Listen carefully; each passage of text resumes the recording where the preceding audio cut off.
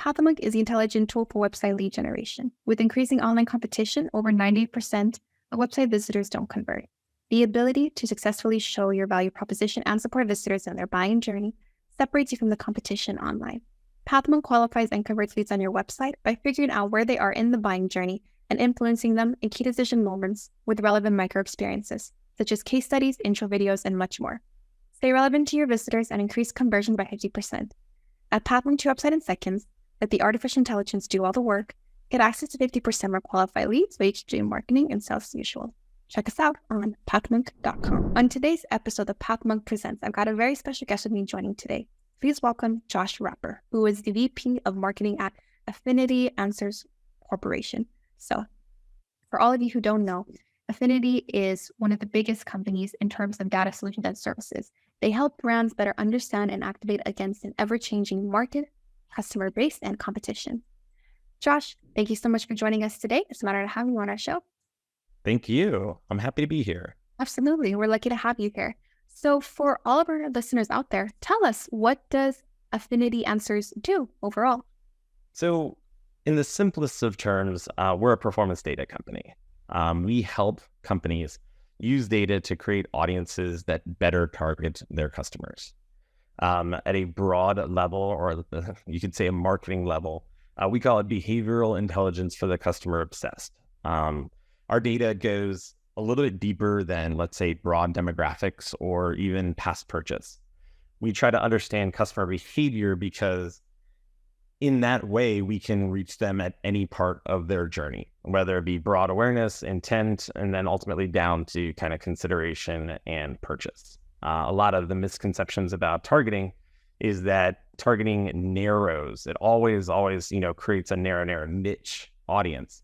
And that's kind of as we think of it, but also targeting can be very broad, right? You can create targeted audiences at scale that just kind of erase the noise, or you can create incredibly specific niche audiences that really can target people based on their smallest of interests, or, a smallest of cohort of people who are all interested in, one very specific thing. Ultimately, we create better targeting so companies can optimize their performance, whatever that may be, whether it be increasing your reach or lowering your acquisition costs or, conquesting competitors, et cetera. Oh, wow, that's incredible, especially with what you guys are doing, within your market. So in terms of the problems that you solve for your clients, you've already talked about it, where, performance data company helping them get all this data. And I want to dive a little deeper. Aside from that, what other things, in your opinion, would you say that you also help for your clients as well? Well, I think we ultimately we help our clients do two things. We help them target, but we help them understand their customers a little bit better as well. So clients come to us and they want to know, they can know a little bit more about who they're targeting before they kind of target them. So our kind of, secret sauce, as it were, is social data. So we like to say we have the largest continuous study of social data in the world. So across Facebook, Instagram, TikTok, Reddit, Twitter, we have a matrix factorization algorithm that kind of combines all of that data to understand the intersection between people and all the things that they love. So brands, celebrities, music artists, movies, etc. If they're into it, we understand that. And then through that, we can create incredibly privacy compliant, I think we all need to say that, privacy compliant cohorts of people with shared interests. So not only is it important for people to be able to, or companies to be able to target, their ideal customers the way they shape them, it's also important for them to understand more about their customers, maybe outside of their specific category context, right? So if you are selling an automobile, maybe most of your data has to do with how people shop for automobiles. But what else about that person, right? What are the other triggers that these people have? What else are they into that can also shape, the way they engage with the automotive industry? That's kind of how we help people. Oh, it's amazing. Thanks for explaining that to me in depth as to how you solve these issues for your clients. Now, speaking of clients, who are they? From what industries, do your clients mainly come from? Do you focus on certain industries versus the other? In a way, yes. So We, from a programmatic data and from an advanced TV data standpoint, we service almost every major company. So about 400 plus companies every year will use our data within their marketing campaigns. And this goes through their media agencies or goes through their internal media groups, where they will select audiences because of our specific targeting, or create custom audiences directly with us in order to target their customers. Because we have targeting with scale, we can work with any size customer. Recently, we've started working with direct to consumer customers, and these can be much smaller. Smaller companies that want to inevitably get down to optimizing consideration or really lowering acquisition costs, right? How can I improve my CAC? The interesting thing about our algorithm, we call it True Affinity, this kind of social data graph, is that it can actually work down on the platform level. So if you work within Meta, or if you work within a Twitter ad platform, we actually can go all the way down to the keyword level, because that's basically what we work in. That's the way our data works. So there's a lot of buzz in the world right now that says, the best way to use Google, the best way to use Meta is to just do broad targeting and let their own algorithm do the work for you, right? It's going to figure it out, because they've really narrowed their abilities, or outside companies' abilities, to really target within their platforms. And they've done it kind of on purpose. And what we do is we try to help companies cheat that with better intelligence in order to kind of get better results than their competitors. Wow, that's incredible, especially with the fact, 400 plus companies are using your services to be able to help complete their, campaign goals and whatever they need to identify the touch points in their strategy. So that's awesome. Yeah. So now, in terms of your clients, how do they typically find you? What would you say is your top client acquisition channel? So, there are a couple of different ways. So we are blessed to work with 3 amazing channel partners. We work with LiveRamp, we work with IOTA, and then we work with Oracle. And so we have great partner relationships. We create different partner co-advertising, co-sponsorship opportunities, where they're in front of a lot of their clients because they own marketplaces where people go and buy audiences. And then we do partnering strategies with them. That's a big way to introduce ourselves to a broader network of people who are in the audience space. We also are quite active on LinkedIn. So from an overall targeting perspective, I hope we're good at this. From an overall targeting perspective, really looking at companies and looking at job titles, I think that's where LinkedIn comes in. And then overall, just lead capture from our website as we get that traffic, as we, we're trying to capture leads. And then we have quite a robust CRM and emailing and overall just content generation. We create a lot of content for our customers, and they look for it ultimately, not only through newsletters that we create, but also LinkedIn and white papers and things like that.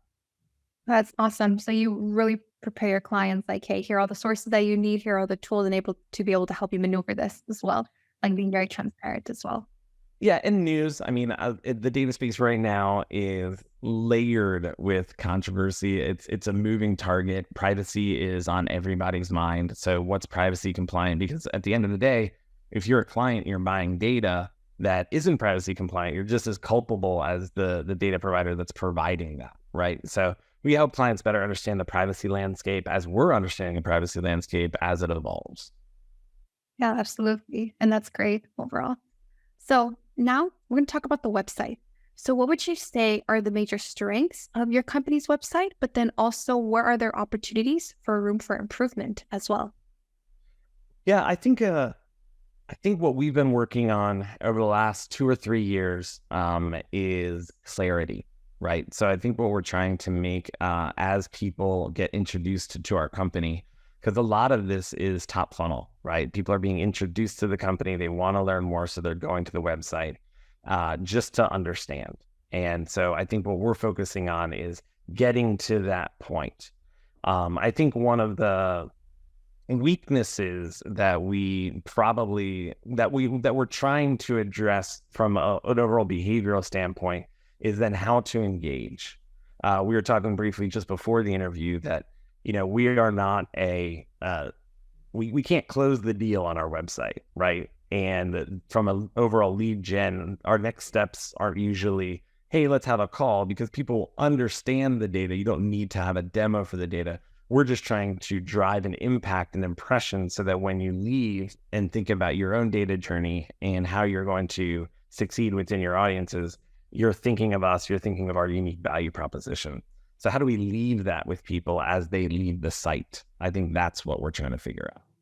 No, okay. No, definitely getting them to complete your goal, like converting. Yeah, absolutely.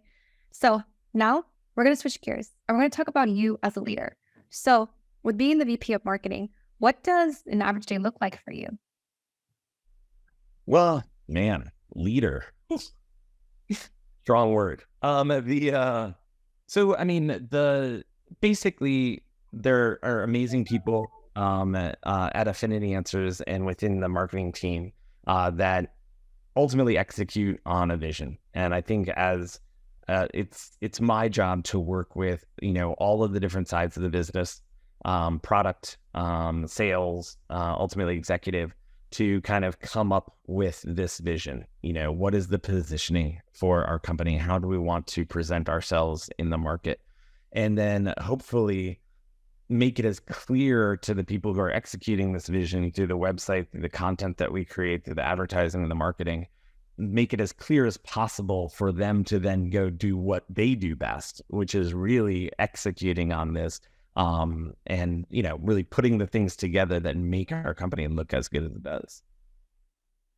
Yeah, absolutely. Wow. So you're, agile and, jumping to what needs to be done and seeing, how can we be able to always position ourselves as, where we are in the market and, understanding the product, any potential updates.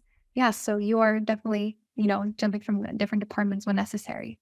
Well, I think of any job, of anything I've ever worked in, data is definitely the most constantly changing. Every day you can wake up and say, well, that was our objective yesterday. Now our objective is to do X, Y, and Z, right? And then you're constantly having these opportunities to create new products, create new opportunities for people to succeed as new data sources come in, because we also get new data sources all the time. So our product people and our engineers, our data engineers and data scientists are brilliant, and they're constantly thinking of new things. And they bring them and you're like, oh, wow, okay, what can we do with this? And how do we market this? And how do we put this into everything else that we've built? Yeah, absolutely. So we're at the end of our interview today. And I want to thank you so much for joining us on the podcast. But I also want to give you the last word. If someone were to forget about everything we've talked about in your interview today, what is the one thing you want them to remember about your company overall? The one thing is that be customer obsessed. No matter what industry that you work in, customers are always at the center of it. And you will never waste time or waste effort by learning more and more about your customers, their behavior, and how they interact with things inside and outside your category. That is the key to any industry, to any category, to any company, to success. And whether it be with us, whether it be with any other data source, there's so much data out there that can be used and brought to bear to better understand customers. I feel like a lot of people feel helpless that they don't understand customers and they can't. You can, it's all out there. Be customer obsessed. The more you know, blah, blah, blah. That's going to be your path and key to success. Amazing. I love the way someone to be customer obsessed, which is true. And it's the more you understand the customer, the easier you'll be able to, strategize for your marketing, with your sales, whatever it may be. So you summed it up perfectly. Thank you. Exactly. All right. Well, thank you so much again for joining us. And for all of our listeners out there, check us out next week on PathMonk Presents.